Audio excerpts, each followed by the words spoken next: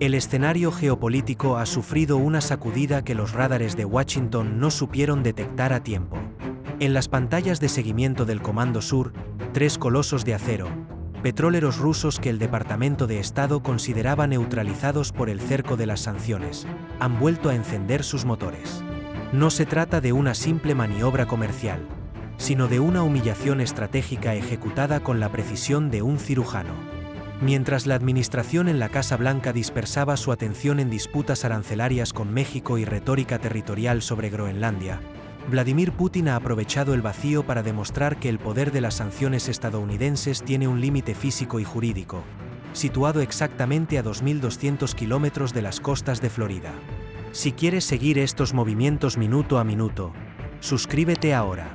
Este movimiento redefine quién ostenta realmente la autoridad en el hemisferio occidental.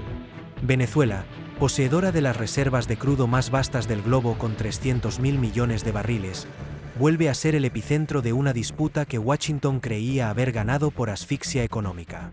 Durante años, el flujo constante de crudo pesado hacia las refinerías de Texas y Luisiana fue el pilar de la seguridad energética norteamericana, hasta que las sanciones más brutales de la historia intentaron convertir ese petróleo en un recurso inútil. Sin embargo, donde el Departamento de Estado vio una victoria total al reducir la producción venezolana de 3 millones de barriles a menos de 700.000, el Kremlin vio una oportunidad de oro para asentar su presencia en el Caribe y certificar el fin definitivo de la doctrina Monroe. Cuando las petroleras occidentales abandonaron sus puestos, dejando tras de sí infraestructuras obsoletas y refinerías en silencio, el Kremlin envió a sus mejores ingenieros y técnicos de Rosneft. No llegaron solo con herramientas, sino con el respaldo financiero y político de una potencia que no teme al aislamiento. Mientras Washington celebraba el colapso de la producción en la faja del Orinoco, Moscú tejía una red de dependencia mutua, inyectando miles de millones de dólares en préstamos que se saldarían con crudo a precios de descuento. Esta maniobra no era un simple intercambio comercial. Era la construcción de una alternativa global. El mensaje resonó con fuerza en las cancillerías de África, Asia y Oriente Próximo. Si Estados Unidos impone su ley, Rusia ofrece un camino de salida, demostrando que no abandona a sus socios en las horas más inciertas. Sin embargo, la respuesta desde el despacho Oval no se hizo esperar. Entre 2019 y 2020, se aplicó una presión máxima mediante sanciones directas contra la gigante petrolera rusa, congelando sus activos y bloqueando cualquier transacción que pasara por el sistema bancario convencional. Los buques rusos, cargados de crudo venezolano, se convirtieron de pronto en prisiones flotantes, anclados en una parálisis forzosa al no encontrar puertos dispuestos a arriesgarse a la furia de Washington. En aquel momento, los funcionarios del Departamento de Estado brindaron por lo que consideraban el jaque mate definitivo a la influencia del Kremlin en el Caribe. Lo que no supieron leer entre líneas fue la gélida paciencia de Vladimir Putin, un estratega que sabe esperar el momento exacto en que la guardia del adversario flaquea. Fuentes vinculadas al Ministerio de Energía ruso confirman que el Kremlin no improvisó este movimiento. Durante más de un año, expertos en derecho internacional y finanzas en Moscú analizaron meticulosamente cada resquicio legal de las sanciones estadounidenses. Construyeron una arquitectura financiera paralela que evitaba cualquier contacto con los bancos occidentales, esperando el instante de máxima distracción en Washington.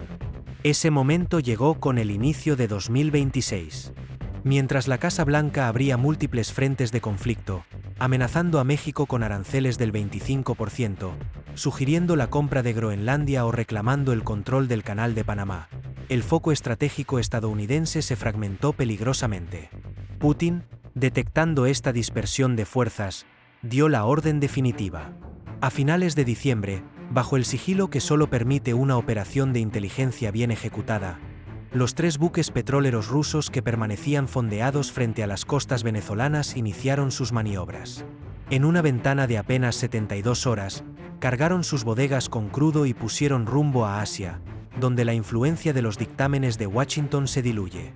Para cuando el Departamento de Estado activó sus protocolos de reacción y las salas de crisis empezaron a monitorizar los movimientos, los radares ya situaban a los convoys en aguas internacionales con destino a China. El golpe estaba dado. Washington se encontraba ante un hecho consumado. Sus sanciones habían sido burladas sin que se disparara un solo proyectil, dejando a los funcionarios con una sensación de impotencia absoluta ante un tablero que ya no controlan.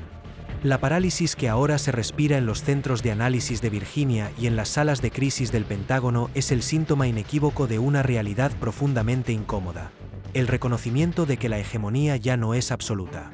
En los monitores de alta resolución, donde antes se celebraba cada interceptación financiera, ahora solo hay silencio y una pregunta que martillea a los estrategas: ¿qué margen de maniobra le queda realmente a una superpotencia cuando sus decretos soberanos son, sencillamente, ignorados por un rival de igual calibre?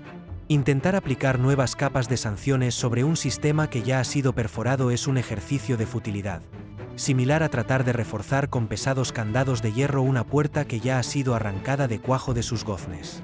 La opción de una respuesta militar directa, aunque siempre presente en los mapas de contingencia, se descarta en los susurros de los pasillos por el riesgo inasumible de una escalada nuclear, un precio que ninguna administración en la Casa Blanca, por muy audaz que sea su retórica, está dispuesta a pagar por unos cargamentos de crudo pesado. Para dimensionar correctamente la magnitud de este cambio de paradigma, conviene observar el sistema financiero global como un vecindario que, durante casi un siglo, dependió de un único banco centralizado. El dólar no era solo una moneda, era el sistema operativo del mundo. Quien ostentaba las llaves de ese banco tenía el poder de borrar a cualquier nación del mapa comercial con un simple movimiento de pluma. Sin embargo, el crudo venezolano que hoy surca los océanos hacia las refinerías de Asia ya no responde a esa autoridad ni solicita permiso en los servidores de Nueva York. Moscú y Pekín han consolidado una arquitectura financiera paralela, un circuito estanco y soberano que opera en yuanes y rublos mediante infraestructuras digitales diseñadas específicamente para no tocar, en ningún punto de su trayecto, el suelo bancario estadounidense. Este éxito de ingeniería financiera envía un mensaje nítido a otras naciones bajo asedio, confirmando que el arma más sofisticada de Washington, el aislamiento económico, ha encontrado finalmente un límite tecnológico y político infranqueable. Con este movimiento, Washington no solo asiste a la pérdida del control sobre el petróleo del Caribe, sino al nacimiento de un orden mundial donde el permiso del Tesoro norteamericano ha dejado de ser una condición indispensable para la supervivencia de un Estado. A largo plazo, lo que estamos presenciando es el acta de defunción de la doctrina Monroe, un pilar que durante 2 siglos sostuvo la política exterior de Washington bajo una premisa innegociable: el hemisferio occidental era zona de influencia exclusiva de los Estados Unidos. Hoy, esa exclusividad ha saltado por los aires.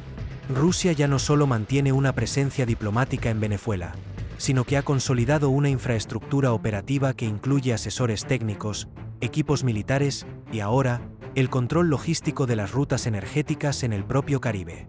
El hecho de que Moscú y Pekín coordinen sus movimientos para financiar y transportar el crudo venezolano, ignorando por completo el cordón sanitario de la Casa Blanca, supone un fracaso estratégico que resonará durante décadas.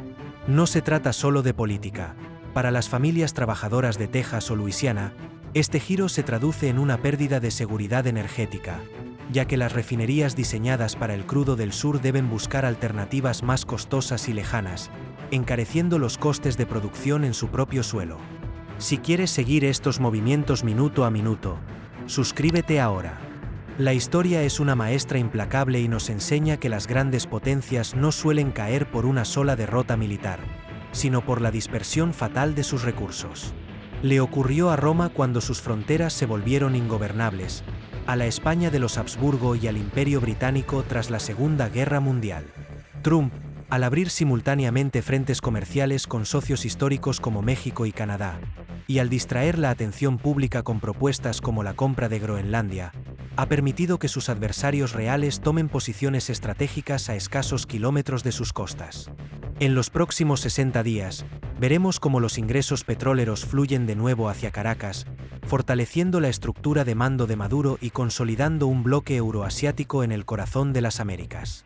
Ante este nuevo escenario, cabe preguntarse: ¿estamos ante un simple paréntesis en la hegemonía norteamericana, o es este el momento preciso en que el reloj de la historia marca, definitivamente, el inicio de un siglo donde Washington ya no será el encargado de dictar las reglas del juego en su propio vecindario?